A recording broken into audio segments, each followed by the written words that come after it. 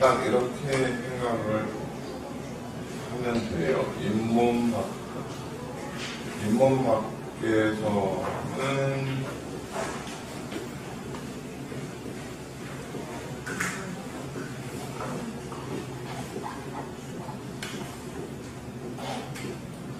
자연차 똑같이 보이게 만들겠다, 그런 생각으로 하는 거야. 알겠어?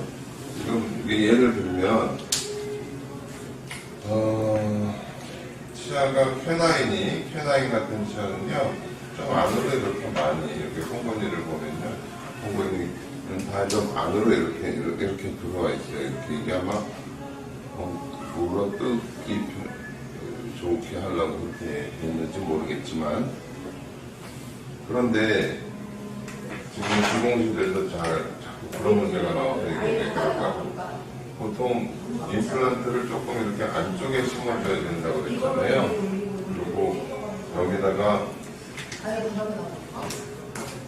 뼈를 이렇게 잘 녹지 않는 뼈를 만들어 놔야 이가 빠지고 나서 이 얇은 뼈가 없어져서 잇몸이 내려가는 거를 이 뼈가 막아줄 수 있다, 이렇게 얘기를 했잖아. 그러면 우리가 잇몸 밖에 나와서는 이런 형태가 되는 거고, 이럴 때는 자 여기 봐봐, 임플란트를 심는 깊이에 대한 얘기를 하는데, 자 임플란트를 이렇게 만약에 심었다고 쳐봐. 이렇게 만약에 심었다고 쳐봐. 그러면 이를 만들 때 이렇게 만들어야 되잖아. 그지? 그러면 여기에 뭐 찌꺼기가 쌓인다든지 그런 문제가 또 있을 수 있잖아요. 잇몸을. 근데 만약에 임플란트를 이 정도 깊이로 심는다면 이렇게 만들어야 되겠지, 그지? 이렇게 만들어야니까 이런 거를 이머전스 프로파일이라고 얘기를 한다고 했어. 그러니까는 잇몸이 여기 있으면 여기서부터는 자연스러운 치아의 형태가 돼야 되니까 여기서부터는 이렇게 만들어줘야 된다고요. 알겠어요? 근데 그러려면 임플란트가 너무 깊으면 또 어떻게 될까? 그러면 여기로 찌꺼기가 쌓이는 게 깎이지 않는 구조가 될 거 아니야. 그러니까는 보통 요 치아선보다 한 2-3mm 위에다 심으라고 그렇게 얘기를 해요. 이런 거를 만들 거를 고려를 해서 잇몸 바깥으로 나오면 무조건 자연치아랑 똑같이 한다. 최대한이지, 물론 뭐 불가능할 수도 있지만 그렇게 생각을 해야 되는데, 신민학적인 실패를 생각을 하려면 도대체 신미라는 뼈는 하나를 얘기하면 잇몸 밖에서 나와서는 자연치아 똑같이 만든다라는 생각을 하면, 여기 봐요. 신미 어떻게 해야 모양이 예쁜 건가 하는 걸 알아야 뭐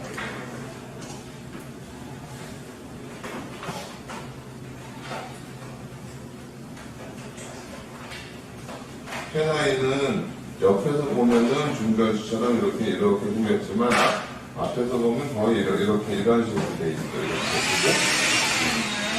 그러면 어금니 쪽은 사실은 내가 추구하는 진료는 이제 임플란트형에서 고철이잖아. 내가 고철이라는 거는 없어진 부분을 대체해주는 거예요. 인공물로 대체해주는 건데, 이왕이면은 구별이 안 될 정도로 잘 어금니까지 다 포함해서 마찬가지로 하는데, 이제 모양에 대해서 눈에 띄는 거는 앞쪽이랑 앞니예요.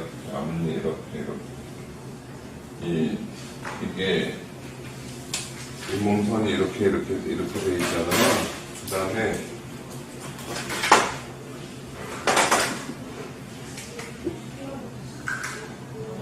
전체적으로, 그 다음에 스마일 라인이라는 게 약간 이런 식으로 형성이 돼야 되는 거고, 그 전에 제일 중요한 게 뭐라고 그랬어요?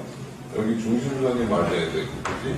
그 다음에 이 두 눈동자선하고, 중심선하고 두 눈동자선하고 그 옆면하고 맞추고, 기준선에 대해서 잘 맞춰야 된다.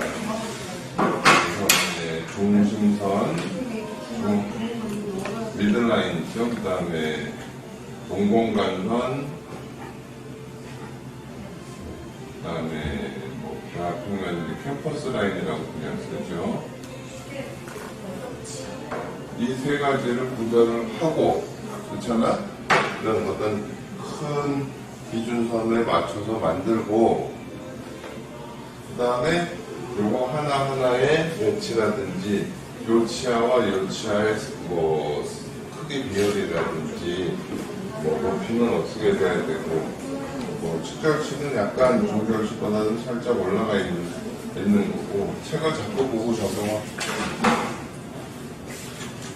그 다음에 이거는 어려운 게 뭐냐면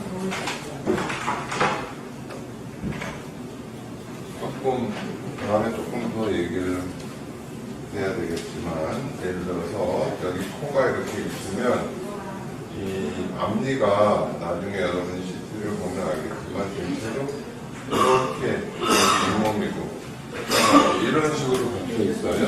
이 저 전치부를 보면 이런 식으로 박혀 있어서 이 바깥쪽에 뼈가 굉장히 얇고 저는 이가 빠지면 이가 이렇게 뼈가 꺼지기 시작을 하는데 뿌리를 잡는 역할이 없어지니까 그냥 이가 빠진 상태로 그냥 두면 이 뼈가 자꾸 올라가서 잇몸도 이렇게 올라가 버리는 수밖에 없어요.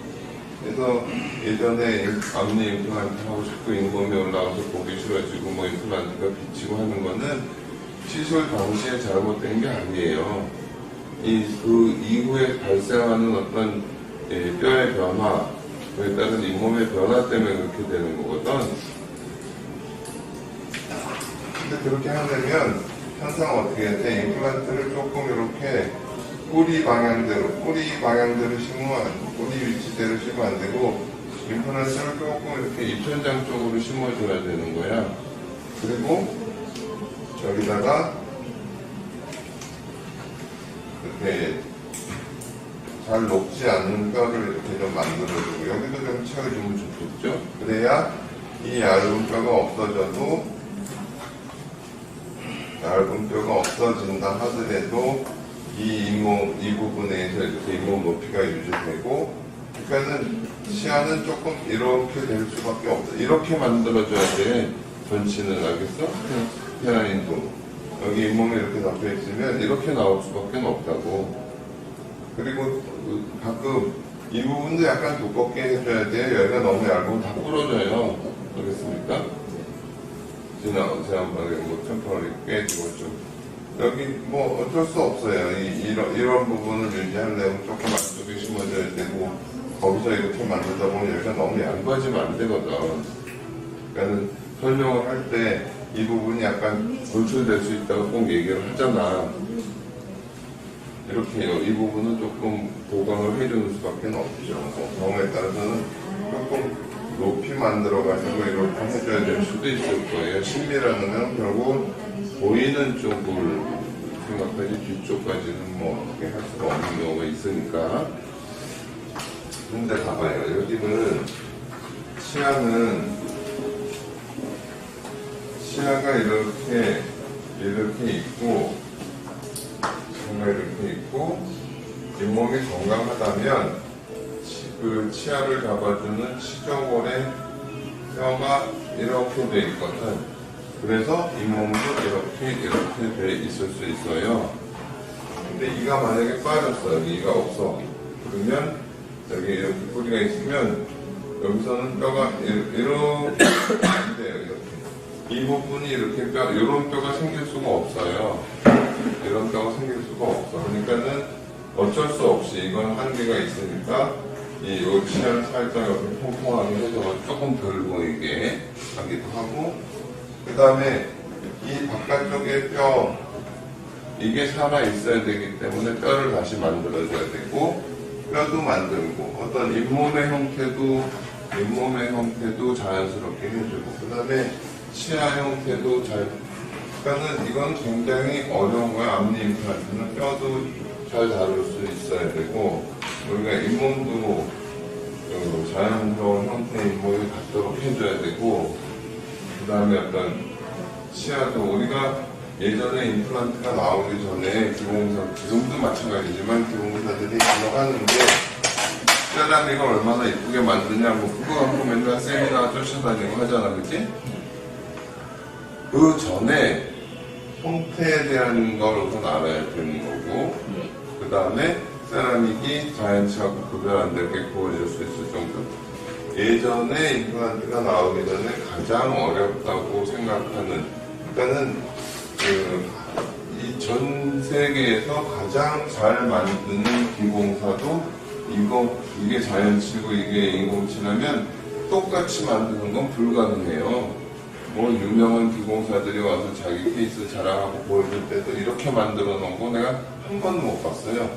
전부 다 두 개를 같이 씌우든지 이런 식으로 만들어 매칭이 돼야 되니까. 근데 임플란트를 하면은 이건 참 공부할 만하다 하는 게 뭐냐면 이 위에 뼈에 대해서도 만들 수 있어야 되고, 그 다음에 여기 잇몸도 내가 모양을 잡아줘야 되고, 그리고 나서 이걸 해야 되는 건가? 그러니까 훨씬 더 수준이 높은 진료를 해야 되는 거예요. 그러니까 할만한 거지. 평생 할만한 거가 되는 거지.